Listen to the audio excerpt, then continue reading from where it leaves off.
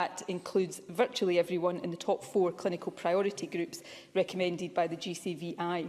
In addition, 85% of 65 to 69-year-olds now have had a first dose, so we continue to be on course to complete that group by early March, and of course subject to supply.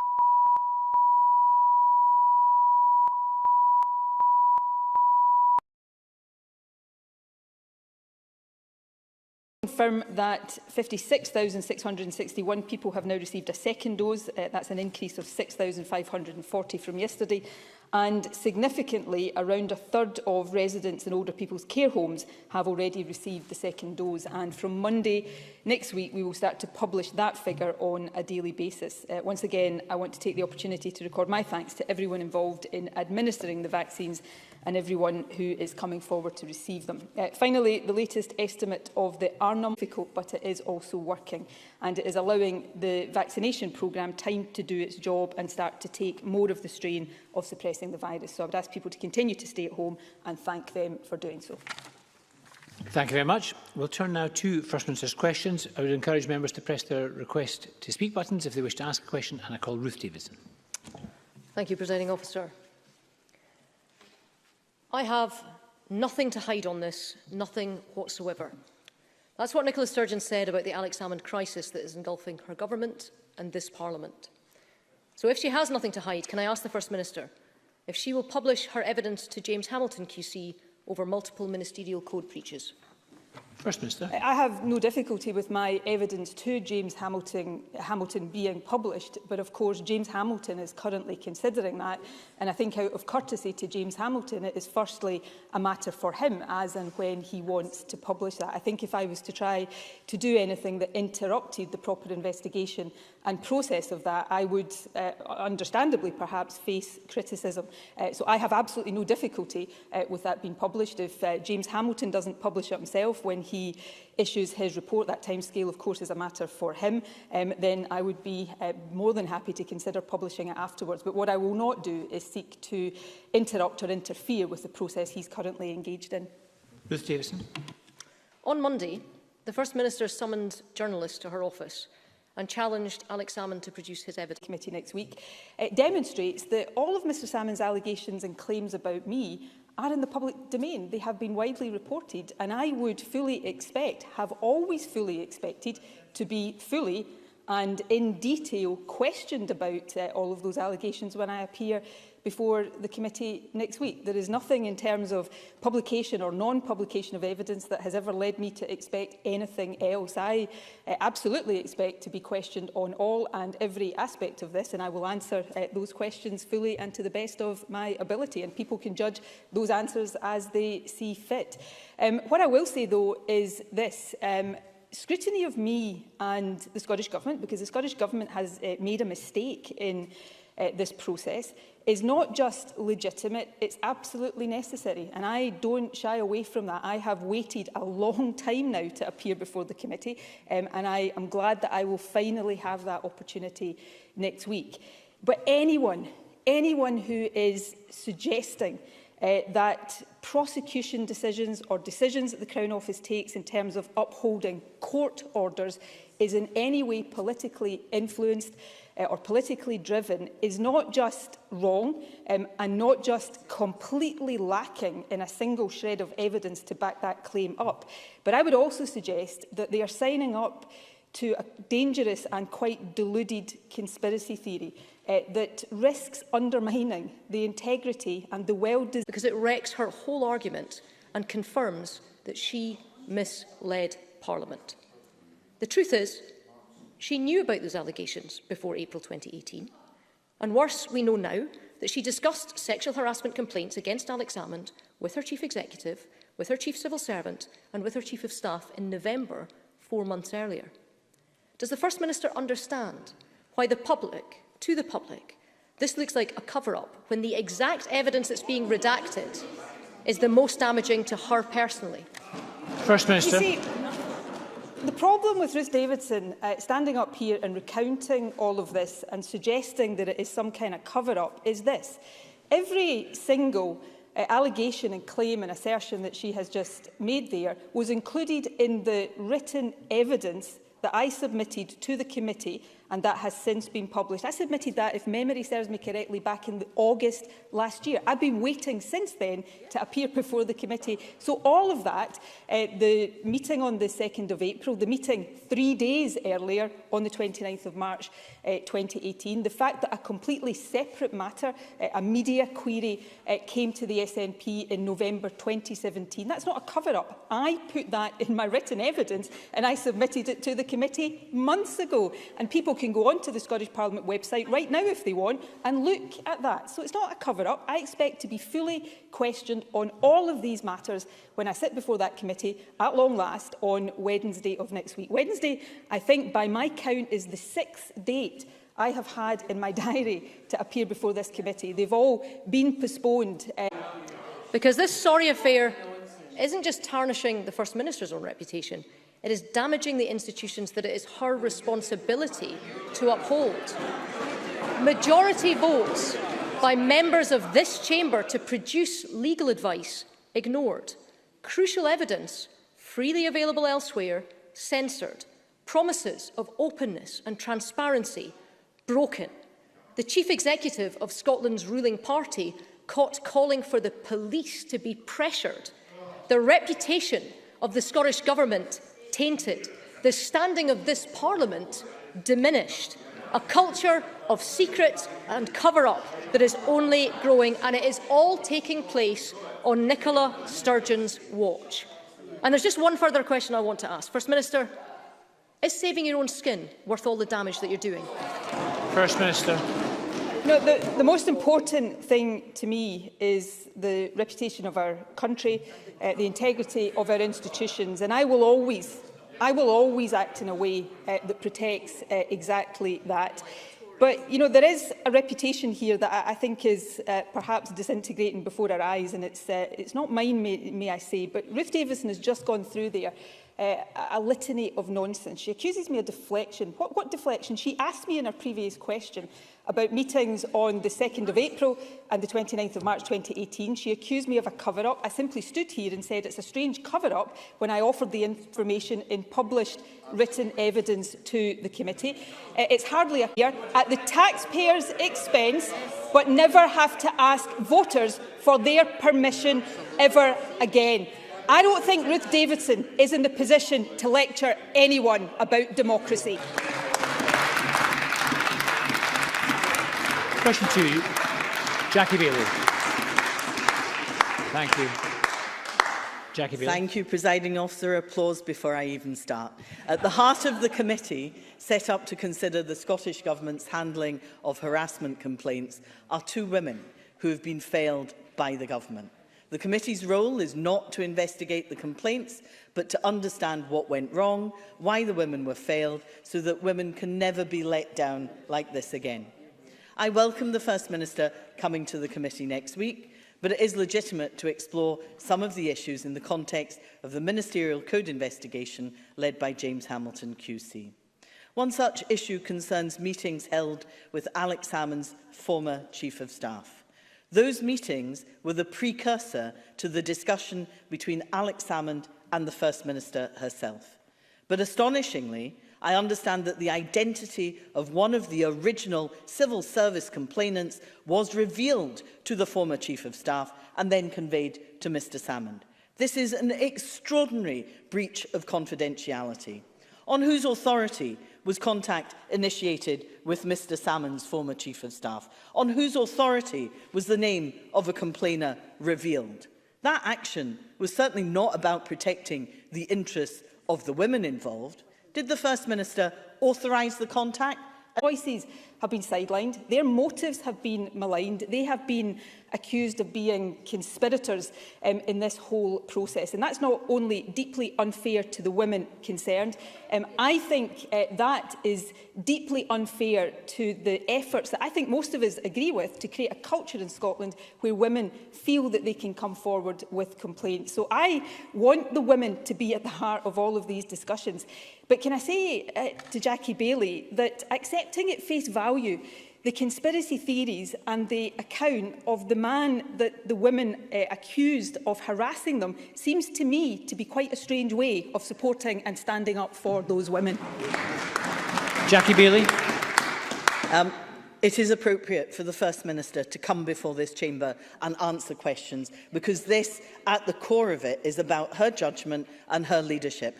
And absolutely, this is about the women who were failed by the government's botched handling of their complaints. Standing up for women takes more than warm words, presiding officer. But a complainant was named. That's not a conspiracy theory. A complainant was named. That is a fundamental breakdown in trust. It is beyond belief that anyone would tell the name of a complainant to the former Chief of Staff for Alex Salmond, which was then passed on to Mr Salmond. How on earth is that about protecting women? Because it is a gross breach of confidentiality. Given the First Minister's comments about Alex Salmond and his behaviour in her daily COVID briefing yesterday, why? Ago now. I think it was actually when my written evidence was published, where I had set out that one of the things Alex Salmond had asked me to do was to intervene to bring about a process of mediation. I declined to do that because I didn't think it was appropriate for me to intervene. I heard Jackie Bailey do an interview seeming to suggest that I should have done that. I should have intervened to bring about a process of mediation. So along the way here, I have faced accusations of collusion with Alex Salmond. I've faced accusations of conspiracy against Alex Salmond. Hopefully by the time I get to the committee, they'll have made up their minds which one it is they're actually seeking to accuse me of. The fact of the matter is, neither of these things are true. When I became aware of the complaints, I declined to intervene because I thought it was important a process happened. You know, for somebody in my position, somebody hearing what my predecessor, close colleague, friend of 30 years was accused of, the easier thing to do, perhaps, and perhaps the thing in days gone by that would have been done, was to sweep these complaints under the carpet and not to allow them to be properly investigated. I opted not to do that, and whatever difficulties have happened since then, whatever pain has been caused to lots of people in this process, I don't regret not sweeping the complaints under the carpet, because that was the right thing to do. Jackie Bailey. There is an inconvenient fact here for the First Minister. And it's not what Alex Salmond claims. It's not about a conspiracy. It's the fact that the former Chief of Staff to Alex Salmond said that in one of these meetings, the name of one of the committee access to the legal advice they obtained for the judicial review that cost the taxpayer £600,000. And the rush-through harassment policy lies on the shelf gathering dust. It's not been used in the last 3 years, at a time when there are more complaints against Nicola Sturgeon's ministers than there were under her predecessor.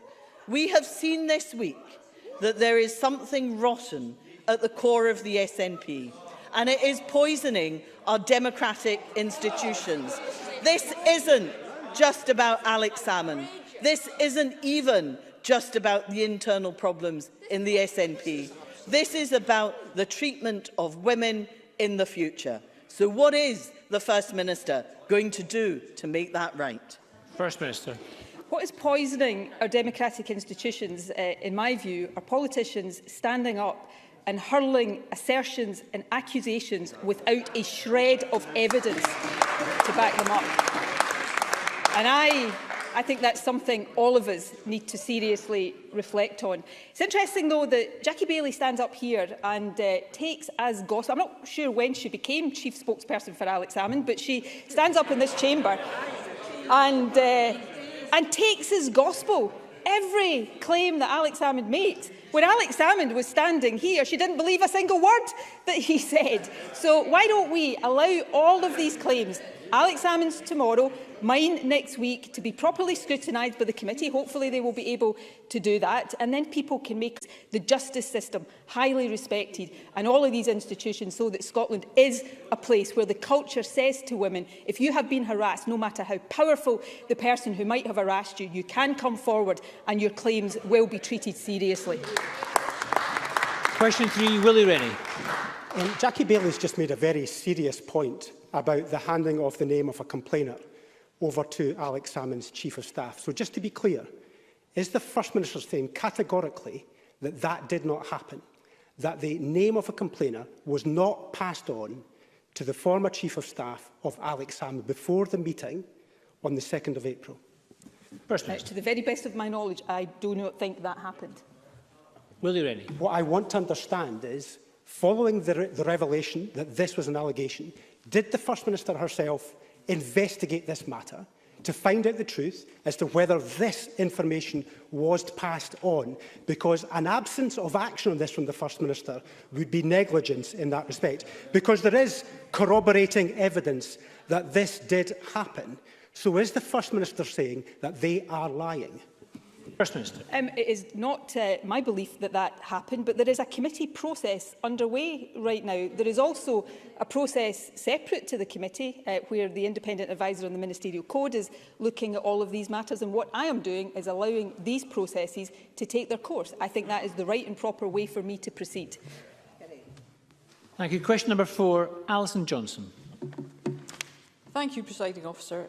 This week, National Records of Scotland revealed that before the pandemic struck, Scotland that require to be necessary. I think it's really important that people do have the protection against eviction, given the circumstances that we are living through. I've had discussions previously with Alison Johnson's colleagues, Patrick Harvey and Andy Whiteman, about the concept of a standing ban on evictions over winter months. We've had an open discussion about that. I think we come at this from the same perspective of wanting to reduce evictions and reduce homelessness. But there are differences of opinion about the effectiveness and the practicality of that. I think it's France that is often cited as the country that does this. There is evidence there that once the winter ban is lifted, as the country goes into spring, evictions spike again. So I think we need to look at these things properly and in balance and decide what is the best way of protecting people from eviction and indeed protecting people from homelessness. And I certainly am open-minded to those discussions. Alison Johnson. Thank you. Of course, Presiding Officer, housing is a human right, yet homeless figures show a system that still gives better protections to property investors than vulnerable people. We stand on a rising tide of poverty, which has been exacerbated by the pandemic, but unless we shift our priorities, we'll build a recovery that makes things worse, not better. And that's why in this year's budget it's vital we direct support to our communities. The Scottish Government was on track to miss its own child poverty targets even before the pandemic hit. Now the need is even more urgent. So will the First Minister show more ambition to boost household incomes, whether by strengthening the social security net, cutting public transport costs, making homes warmer or providing more free meals for children? Has a good record in terms of putting in place policies that actually tackle poverty and child poverty in particular, and I hope we are in a position to continue that in the next Parliament. Thank you. Question number 5, Stuart McMillan. Thank you, Presiding Officer. To ask the First Minister how much the Tenant Hardship Loan Fund has paid out to date to support tenants who are struggling with rent arrears. First Minister. We opened the £10 million Tenant Hardship Loan Fund on the 7th of December to offer interest-free loans to support tenants in managing and preventing rent arrears. The loan, of course, is only one part of the support available to tenants, and there are other, perhaps more sustainable options like housing benefit or discretionary housing payments. The loan fund is part of wider actions to support tenants alongside extended notice periods, the ban on enforcement action in level 3 and 4 areas, the introduction of private landlord pre-action requirements and increases to discretionary housing payments. As of the 15th of February, the loan fund had paid out or offered more than £200,000 to 73 tenants, but I understand a further 357 applications are currently being processed. Stuart McMillan. Thank the First Minister for that reply. And I've been contacted by a local letting agent on behalf of their clients who appear to be struggling to access the Tenant Hardship Loan Fund. Out of numerous applications, only one to date has had a positive outcome. I've also been informed that the two main issues, first of all, the inability to actually check whether a tenant's application has been accepted or rejected, and secondly, in addition to being unable to follow the progress of an application, and in cases where it has been rejected, it's not clear as to why this is the case. First Minister agreed with me that the Tenant Hardship Loan Fund application. However, most rejected applications are due to unaffordability, which is why I will stress again that while this fund is an important source of additional help, there may be longer term and more sustainable forms of support that are more suitable for people facing arrears. Thank you. Question number 6, Jackson Carlo. To ask the First Minister what the anticipated outcomes and timetable are for the case record review into mesh implant surgeries, which is being led as moderator by Professor Alison Britton. First Minister. The review is based on a restorative justice model and will give women the opportunity to set out their concerns and have these reviewed by a panel of clinicians in a respectful manner. In each case, the outcome will be determined by expert opinion and consensus, and the moderator will meet with each woman to discuss the findings. Clearly, I can't prejudge what the outcomes will be in each case, but the review is intended to help the women who take part. The length of time the review takes will depend on how many women come forward, but I hope that as many women as possible will be able to benefit. Jackson Carlo. This review follows directly on from the meeting the First Minister held at my request with mesh implant survivors in November 2019. Now, everyone understands that the pandemic has inevitably delayed progress since, but the hopes and expectations for this review cannot be understated. It's clear that a resolution of this issue will carry on into a third Parliament since the petition was heard in 2013. Now, last week, together with Alec Neil and Neil Finlay, I met with Professor Britton and campaigners. Professor Britton shares concerns regarding the terms of reference. For example, she is, of course, perfectly free to do so, and we will take any suggestions she makes very seriously. Obviously, without knowing in detail what amendment she wants to the terms of reference, I can't stand here and give a commitment to agree, but she is clearly in the position that we would listen very seriously to what she says. Dr Agger was asked to be part of the review, but he did decline. If that was to change, or if the reasons for his declining in the past were to change and he was willing to reconsider, I'm sure that is also something that we'd be open to. Thank you. Question number 7, Rhoda Grant. To ask the First Minister how the risk of COVID-19 transmission within Scottish courts has been mitigated in light of the increase in prisoner testing positive in the prison estate. First Minister. Well, the Government has provided funding to help protect the safety and well-being of everyone coming to a court. We've provided funding for remote High Court and Sheriff Jury centres to help restore pre-COVID court capacity, and also funding to develop court technology. Obviously, how all of this works in practice is an operational matter for the Scottish Courts and Tribunal Service. Extensive risk assessments have taken place in all buildings, with guidance for staff and court users regularly updated to reflect the latest public health advice. No accused person who has tested positive, has symptoms or is self-isolating is being brought to court. The coronavirus emergency legislation also enables accused persons to be excused from attending procedural court hearings and for trial time limits to be extended where necessary, and any accused appearing from police custody with COVID concerns joins the court custody hearing by video. How those infections have occurred in the court and prison systems, and what she's doing to ensure they are safe. Well, safety is paramount. In terms of outbreaks that we've seen recently in prisons, I was discussing this earlier this week with the Chief Medical Officer. One of the concerns, and it's a concern that is being monitored, and I wouldn't say that there is a definitive understanding of it yet, but one of the concerns about the new variant of COVID is its rapid spread within institutional settings, and that appears to be an issue of concern in prisons right now, and is something that is under ongoing review. In terms of safety of people who attend court settings, or of lawyers visiting prisoners in prison, these matters of course have to be taken very seriously by the Scottish Prison Service, and in terms of courts by the Scottish Courts and Tribunal Service, which is why some of the steps that I outlined before are so important, and they must keep up with latest public health advice to make sure that the risks of transmission are being minimised.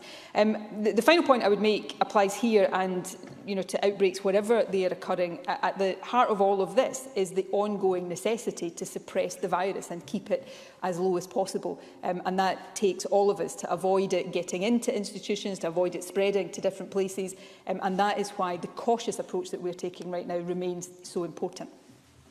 Thank you very much. We'll turn now to supplementary questions.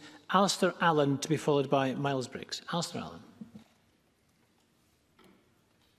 Presiding Officer, I spoke at the weekend with constituents. The importance of the ferry services to island and remote mainland communities. The prolonged recent severe weather has caused a lot of disruption to sailings. That has been further compounded by technical issues. The operator has taken a number of actions to continue to support the vital lifeline services. These include moving the MV Hebrides to cover Oban-based services in order to provide lifeline services to Col, Tiree and Barra, and moving the MV Lord of the Isles north. I'll ask the Minister for Connectivity in the Islands to provide the member with more information, but I want to give an assurance that these are issues that we understand the importance of.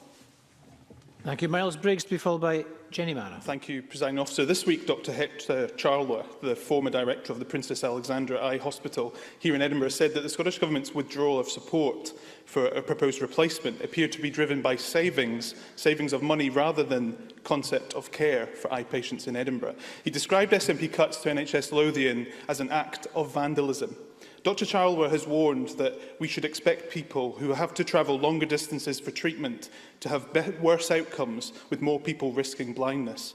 Does the First Minister actually believe that it would be acceptable for Scotland's capital to lose specialist eye services, and for indeed Edinburgh to become one of only a few cities across this country, across the UK, to not have an eye hospital? Will she think again, and on behalf of people who I represent in Edinburgh, this cannot happen and must be an election issue if this government will not think again on this key issue?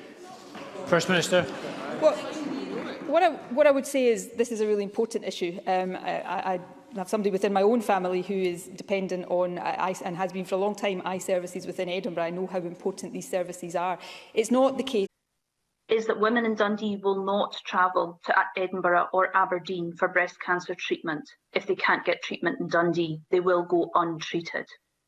The demise of this service started with a prescribing query, then a ream of government whitewash reports taking the official line despite scientific evidence to the contrary. Now, women in Dundee may not get the cancer treatment that they need. Let me ask the First Minister now, will she commit to the long-term future of a breast cancer service in Dundee?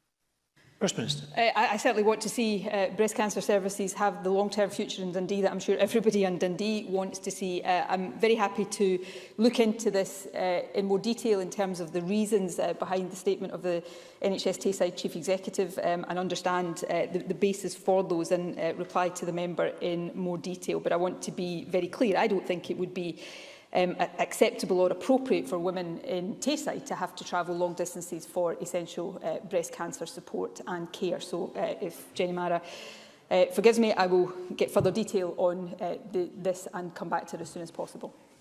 Thank you very much. Christine Graham to be followed by Maurice Corrie. Thank you very much, Presiding Officer. First Minister, as we know, spring is in the offing and thoughts turn to gardening, which is good for the soul in these tough times. I declare an interest. But while you can buy plants and gardening equipment in B&Q and supermarkets, garden centres, most of which are mainly outdoors, are restricted to click and collect, which the Horticultural Trades Association has claimed has provided only 3%. Ensure we suppressed the new, more transmissible strain of the virus. We haven't taken the approach of prohibiting sales of particular items within essential stores. It's up to the individual retailer to decide this, provided they operate within the guidelines. Garden centres remain open in Tier 3 areas, and as is set out this week, I'm hopeful that we'll be able to see a phased but significant reopening of the economy in April, and that would include the opening of non-essential retailers. But can I just reassure people, in case anybody got the wrong impression from the light-hearted start of that answer, is gardens and garden centres are really important to everybody across the country. Thank you. Maurice Corrie to be followed by Elaine Smith. Presiding Officer, a key recommendation in the report produced by the Citizens' Assembly last week is that it should be the health experts who lead the current daily COVID briefings held by the Scottish Government and not the politicians. Does the First Minister accept this recommendation from the Citizens' Assembly? First Minister. You see, I struggle to work out what the Tories want. I mean, one hand they're always saying to me, concentrate on COVID, concentrate on the day job, and then on the other hand they're saying stop doing daily briefings to give the people of Scotland the information that they need. I don't know if that's what the Tories think I should do. Is that equally what they think Boris Johnson should do? I mean, I saw the UK Education Secretary lead a briefing last night. I've seen the Health Secretary in the UK, and Boris Johnson does it regularly. I think it's really important in a public health crisis that people get politicians who stand up, take responsibility and are accountable, joined with public health experts who add that important information. Obviously, we're going into an election period and I take my responsibilities to ensure equality with the rest of the UK. Will she at least now confirm what date she intends to allow them to reopen? Will she base access on the size of the church or premises and not an arbitrary 20 people? And confirm that meaningful discussions are taking place with religious leaders about this? First Minister. Yes, constructive discussions are taking place. What I said on Tuesday is that I recognised that the 5th of April date fell just after, not just Easter, but Passover, and therefore we would take account of that. So it would be, assuming that phase of reopening can start, it absolutely would be the intention to allow places of worship to open in time for the full Easter weekend period. And I, in terms of discussions with faith leaders, I later that afternoon had discussions with the moderator of the General Assembly of the Church of Scotland and confirmed that to him. In terms of the restrictions, in terms of numbers, we will need to do some careful consideration to see what the state of the virus is, because this is about keeping people safe. We want people to be able to go to churches to worship, but obviously we want people to be safe from COVID as well. But if we are able to do that phase of reopening, then of course we will ensure that it happens for places of worship in time for these really important religious festivals. Thank you. Alec Neil, to be followed by Edward Mountain. Thank you very much indeed, Presiding Officer. Can I ask the First Minister, further to Jackson Carlow's question about the Britain review on mesh records, if she will give an Highland feel cheated that this Parliament has not found the time that was indeed promised to debate the Sturrock report. Now, I am still being contacted by former and current members of NHS Ireland asking how they register for the healing process. Does the First Minister therefore agree with me that the deadline of tomorrow for registering should be extended to ensure that no one who has suffered bullying and harassment within NHS Highland is excluded? First Minister. I'm happy to look into that specific point, obviously urgently, because it relates to a deadline of tomorrow, but I would not want anybody to be excluded, so take it from that I'm broadly sympathetic to what you have said there, but I need to check the detail of that. On that, I'm looking to the Health Secretary. She's indicating to me that she has undertaken to come back before Parliament stops for the election to give a further update. If the Parliamentary Bureau wants there to be a debate and time can be found for that, I certainly see no reason why that would not be the case. Of course, it is right that that should come from government, but I say simply as a statement of fact that opposition parties have time where they can choose what is debated in the Parliament as well. But I'll ask Graham Day, Minister for Parliamentary Business, to discuss with business managers whether there is both an appetite for and time in the remaining schedule to allow such a debate to take place. Thank you. Pauline McNeill, to be followed by Joan McAlpine. The Joseph Rowntree Foundation found that 45% of those living in the private rented sectors' incomes had dropped by 45%, and also of that group, 58% borrowed or used up their savings.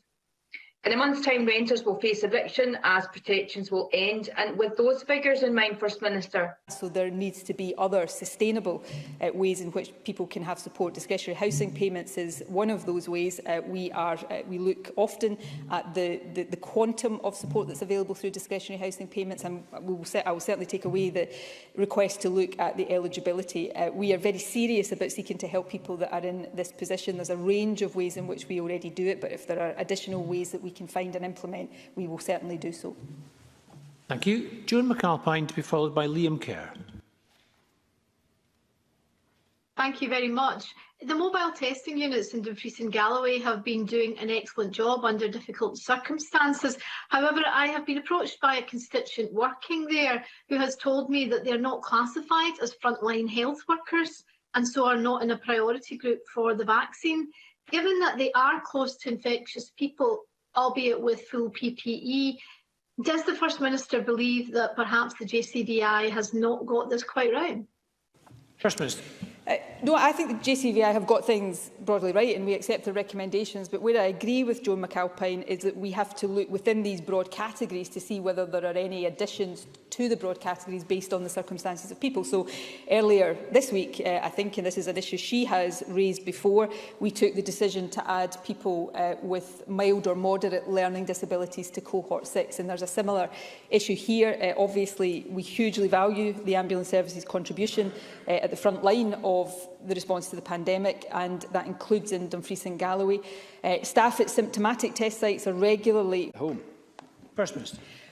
We review this on an ongoing basis, so we will always keep arguments and changing evidence under consideration. On the particular point, I will write to the member as soon as possible, because I want to make sure I confirm exactly where we've got to with the consideration of oil and gas workers before confirming it in the chamber, but I'll try to get that information to him as quickly as I can. Thank you. John Mason, to be followed by Graham Simpson.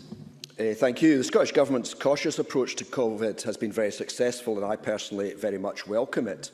If we continue to make good progress as we have been, is it possible that restrictions could be eased more quickly? First Minister. Yes, of course. I mean, we have an obligation under the coronavirus legislation to assess the ongoing necessity and proportionality of the restrictions that are in place. That's what we do routinely every time we consider lifting restrictions or indeed imposing restrictions. That is encapsulated in the 4 harms assessment that I regularly talk about. So we set out, I think rightly, a cautious and careful step-by-step approach, but if the data allows it, we will go more quickly. Nobody wants us to be living with these restrictions for a moment longer than necessary. So let's all keep that downward pressure on the virus right now while the vaccination programme continues to do its work, and I very much hope that we'll be out the other end of this perhaps sooner than any of us are thinking might be the case right now. Thank you. Graham Simpson, to be followed by Sandra White.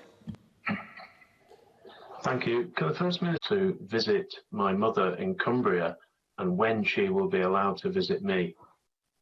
First Minister. No, I can't. Presiding Officer, First Minister, earlier you mentioned about the rapid spread of COVID in prison. On that basis, can I ask the First Minister what guidance has been issued to lecturing staff in the return to face-to-face teaching, working within the Scottish Prison Service to ensure their health and safety? First Minister. Well, education provision is essential for rehabilitation.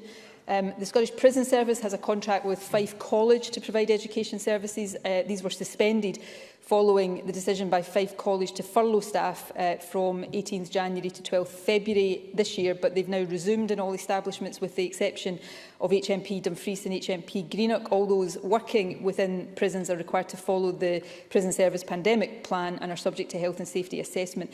More generally, we've published temporary lockdown guidance for colleges, universities and student accommodation that applies to on-campus and off-campus activity, and this guidance states that institutions should ensure that only those staff who are required to support essential activities are requested to attend in person and for no longer than necessary. Thank you. Jamie Green, to be followed by Gordon MacDonald. Thank you, Presiding Officer. Last week, this Parliament asked the Government to urgently release the OECD report into Scottish education, currently sitting on Ministers' desks. This week's worrying attainment figures, I think, perfectly illustrate why it's vital that this Parliament has a chance to scrutinise those findings before dissolution. Can I ask the First Minister, quite simply, will it be released anytime soon? First Minister. The OECD hasn't completed its work and it hasn't completed its report. I understand the OECD will be engaging over the next period with stakeholders and will... The Scottish Government is taking to support the removal of the tariff and what support it has given to the whisky industry in relation to the UK budget next week. First Minister. Well, this is an important issue and we will continue to fight for resolution of this for our whisky industry, including through representations we make in terms of the budget. But not just the whisky industry, other sectors like cashmere as well. They have all suffered since US tariffs were imposed over a year ago now. They're causing significant economic harm and it is estimated at £500 million of losses now, and they are growing. The UK Government has so far failed to achieve anything meaningful despite regular public statements on this, but we will continue to press to get these tariffs lifted. The jobs, livelihoods and business affected by them matter deeply to Scotland and should matter deeply to all of us. Thank you very much, and I think I'm going to finish FMQs at that point. Business is suspended until 2:30. Thank you very much, colleagues.